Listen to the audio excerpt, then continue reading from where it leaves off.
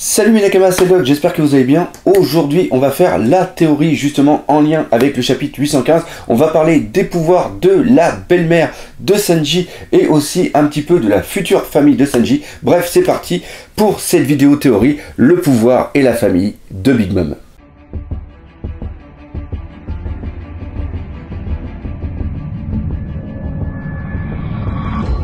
On va commencer par la base, c'est-à-dire analyser le Jolly Roger de Big Mom, parce que souvent le Jolly Roger est en lien avec le personnage, il est en lien soit avec un aspect physique de la personne, mais aussi parfois il est en lien justement avec les pouvoirs que possède le capitaine de l'équipage. Donc voyons en détail ce Jolly Roger. Déjà au niveau central, on a une sorte de représentation de Big Mom par rapport au chapeau et aussi par rapport aux lèvres. Mais ce qui est vraiment le plus important pour moi, c'est tout ce qu'il va y avoir autour. Après, nous avons 4 autres signes qui sont sur ce drapeau qui pour moi symbolisent les 4 éléments. Premièrement, en haut, nous avons quelque chose qui symbolise le feu. Nous avons un rond jaune avec une spirale à l'intérieur. Après, au milieu, nous avons quelque chose qui symbolise l'eau, c'est-à-dire qu'on a un trait bleu avec en forme à peu près de vague vu le tourbillon qu'il y a à la fin.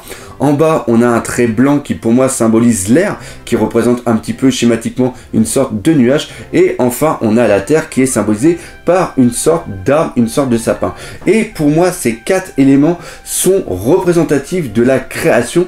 Donc pour moi, justement, Big Mom a peut-être un pouvoir qui est lié sur la création. Il y a aussi une autre chose qui me fait penser que Big Mom a peut-être quelque chose en lien justement avec la création, c'est son apparence. On voit qu'elle est comme une femme assez grosse, mais ça peut peut-être penser aussi à une femme qui serait enceinte. Et quoi de mieux qu'une femme enceinte pour faire penser à la création. Maintenant, le tout est de savoir que pourrait créer Big Mom. Et là, on a peut-être un indice avec justement l'un de ces bateaux amiral qui était le bateau qui a attaqué le Tucson Sunny lors de la fuite de la partie de l'équipage qui était avec Sanji en partant de Dressrosa. On a tous vu que le bateau avait une sorte de conscience parce que le bateau chantait et on a tous pensé que le bateau était lié à un fruit du démon. Mais par contre là ça pose un certain problème, c'est-à-dire que si le bateau est lié avec un fruit du démon, ça c'est parfaitement acceptable car on a vu par exemple qu'il y avait une épée qui avait été mélangée avec le fruit du démon de l'éléphant ou alors un bazooka qui avait été mélangé avec le fruit du démon du basset, si mes souvenirs sont bons, et donc on peut parfaitement comprendre que le bateau par exemple a été mélangé avec le fruit du démon du clown. Mais par contre ce qui ne va pas, c'est que si le bateau est lié avec l'eau, tout simplement parce qu'il flotte, donc il est en lien avec la mer, il devrait perdre son pouvoir de fruit du démon, donc il ne pourrait pas avoir toujours cette vision humaine et ce champ. Donc il y en a certains qui ont pensé, à juste titre, et j'ai été aussi le premier, que c'était peut-être que la proue qui était mélangée avec un fruit du démon. Mais ce qu'on a vu lors de l'attaque de Sanji, quand il attaque le bateau de Big Mom, c'est que celui-ci est attaqué à l'arrière, mais pourtant ressent à l'avant les dégâts. Donc on peut voir que le bateau en lui-même est lié et c'est la totalité du bateau qui est entre guillemets humanisé et non pas seulement la proue. On sait que sur l'île des hommes poissons, elle voulait 10 tonnes de bonbons et on sait aussi que les hommes poissons avaient l'habitude de faire beaucoup de bonbons car vu que l'île était sous le drapeau de Big Mom, c'était quelque chose qu'ils étaient obligés de faire tout le temps pour qu'ils puissent toujours avoir la protection. Et en plus, on sait qu'une partie des hommes poissons font partie de l'équipage de Big Mom. Et là, on peut imaginer que 10 tonnes de bonbons, ça fait quand même beaucoup et c'est peut-être ça dont elle se sert pour justement créer un bateau, mais aussi créer autre chose. Et c'est là où j'ai pensé qu'une utilisation par rapport aux fruits du démon de la création, par rapport à Big Mom, c'est peut-être elle tout simplement qui a créé ce bateau. On a vu aussi qu'elle était capable de manger des personnes. Donc là j'ai pensé à quelque chose.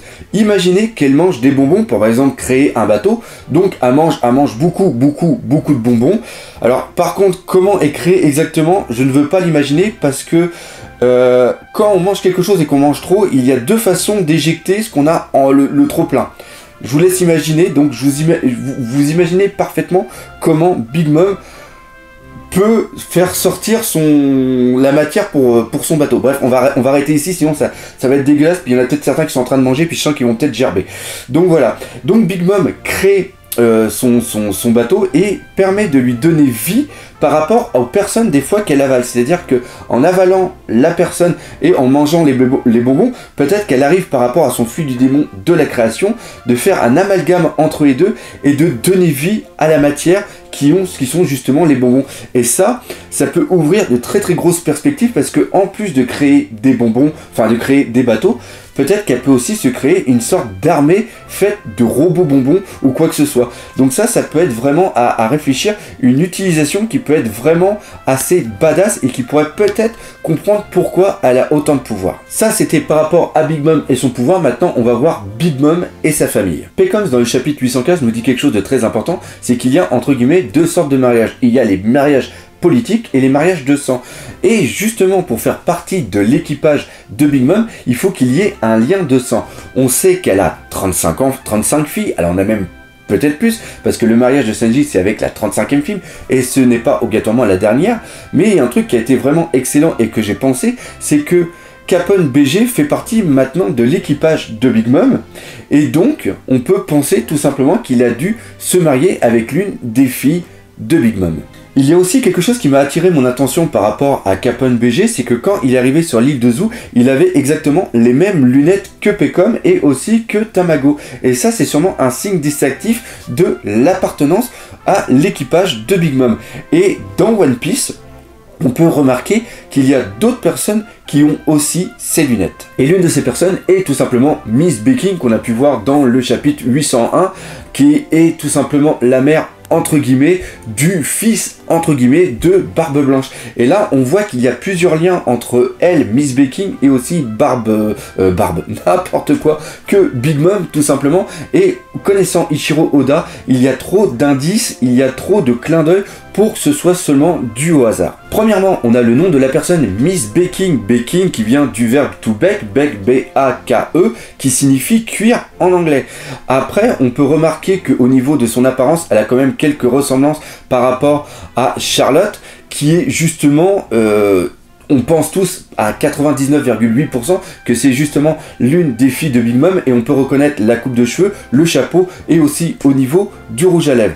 À ça s'ajoute aussi par rapport à Miss Baking un petit peu son attitude, le fait qu'elle ait aussi plein de bagues sur les mains et qu'elle ait aussi beaucoup de bijoux, et ça c'est quelque chose qui est vraiment énormément montré par rapport à Big Mom. Alors certains me diront hey le doc arrête de fumer parce que c'est quand même une vieille et la Big Mom ne paraît pas si vieille que ça. À ça on peut dire que peut-être que le fruit de la création de Big Mom lui permet en un sens de pouvoir aussi renouveler ses cellules et de pouvoir justement ralentir le vieillissement. Après on sait que Ichiro Oda est quelqu'un de très très comique, et peut-être que la Miss Baking est peut-être l'une des premières filles de Big Mom, mais qu'elle n'est pas si vieille que ça, qu'elle a peut-être seulement que 40-45 ans, mais que par rapport à des excès de je ne sais pas quoi, elle est vachement vieillie, ou que ce soit tout simplement un défaut de la personne. Ça c'est typiquement logique. Il y a encore une dernière chose que je voudrais dire par rapport aux différentes filles qu'on peut voir par rapport à Big Mom. Rappelez-vous quand j'ai fait ma vidéo sur l'ouverture à un unboxing de Cheaté, il y a une fille que je ne pensais pas, que je pensais qu'elle était justement qui avait une connotation par rapport à Big Mom, car on reconnaissait le chapeau, on voyait qu'elle avait quand même une gueule assez horrible, et encore une fois elle avait pas mal de bagues au niveau des mains. Bref, tout ça pour dire que le fait que Big Mom ait 35 filles, qui en ait peut-être plus, et bah on en a peut-être déjà vu dans l'univers de One Piece. Et voilà, c'est terminé avec cette théorie sur Big Mom. J'espère que vous l'aurez bien apprécié. De toute façon, Big Mom, on va en reparler, c'est sûr et certain. Il y a encore plein d'énigmes autour. Bref, comme d'habitude, j'espère que vous aurez bien apprécié. Si c'est le cas, n'hésitez pas à partager, liker, abonnez-vous, laissez des commentaires et défoncez la gueule de ce putain de pouce bleu. Et nous, comme d'habitude, on se dit à bientôt pour de nouvelles aventures One Piece. Allez, salut mes Nakamas.